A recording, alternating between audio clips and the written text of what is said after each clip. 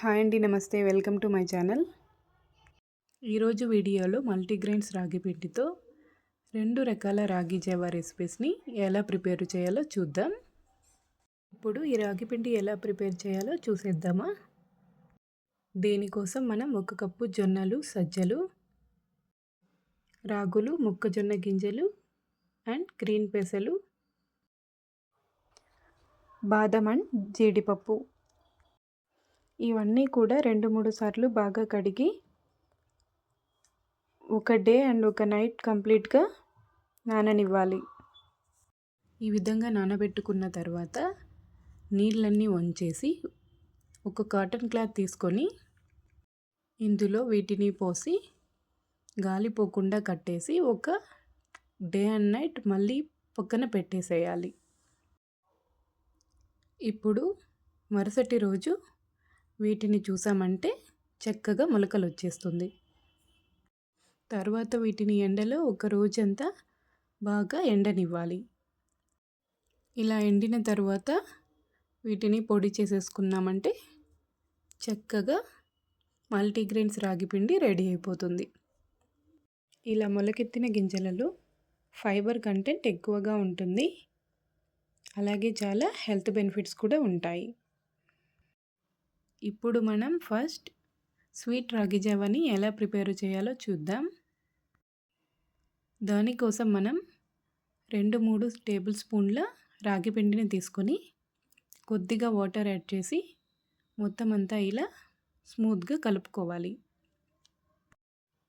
ఇప్పుడు మనం స్టవ్ వెలిగించి ఒక బౌల్ తీసుకొని అందులో 250 ml వాటర్ని యాడ్ చేసుకోవాలి.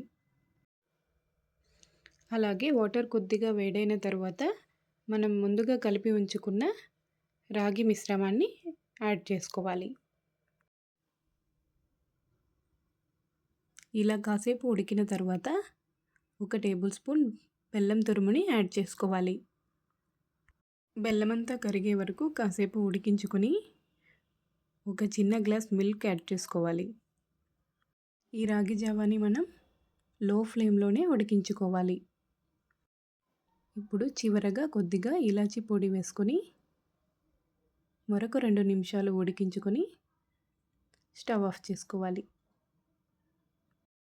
అంతే అండి, హెల్దీ రాగి జావా రెడీ అయిపోయింది. నెక్స్ట్ మనం స్పైసీగా ఉండి రాగి జావాని ఎలా తయారు చేయాలో చూద్దాం. ఫస్ట్ దీనికోసం 2-3 టేబుల్ స్పూన్ల రాగి పిండిని తీసుకోవాలి. ఇందులో కొద్దిగా వాటర్ యాడ్ చేసుకొని ఉండలు లేకుండా చక్కగా కలుపుకోవాలి. చూసారు కదా, ఈ విధంగా.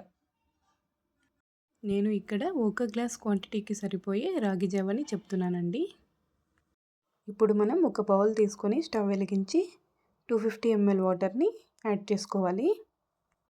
నీళ్ళు ఇలా కొద్దిగా బాయిల్ అయిన తర్వాత మనం ముందుగా కలిపి పెట్టుకున్న రాగి పిండిని ఇందులో వేసుకోవాలి. ఇలా సన్నని మంట మీద కలుపుతూ ఉడికించుకోవాలి.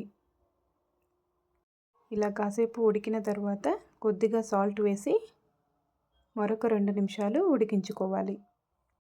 ఇప్పుడు స్టవ్ ఆఫ్ చేసుకొని కాసేపు చల్లారనివ్వాలి. ఇలా వేడి చల్లారిన తర్వాత ఇందులో మజ్జిగని యాడ్ చేసుకోవాలి. ఇప్పుడు ఒకసారి బాగా కలుపుకొని కొద్దిగా ఆనియన్స్, సన్నగా తరిగిన కొత్తిమీర అండ్ పచ్చిమిర్చి వేసి ఒకసారి కలుపుకోవాలి. అంతే అండి, స్పైసీ రాగి జావా రెడీ అయిపోయింది. ఈ రెసిపీస్ మీరు కూడా తప్పకుండా ట్రై చేయండి. మరిన్ని వీడియోస్ కోసం మన ఛానల్ని సబ్స్క్రైబ్ చేసుకోండి. పక్కన ఉన్న బెల్ ఐకాన్ క్లిక్ చేశారంటే మన నోటిఫికేషన్స్ అనేవి మీకు అందుతాయి. Thank you for watching.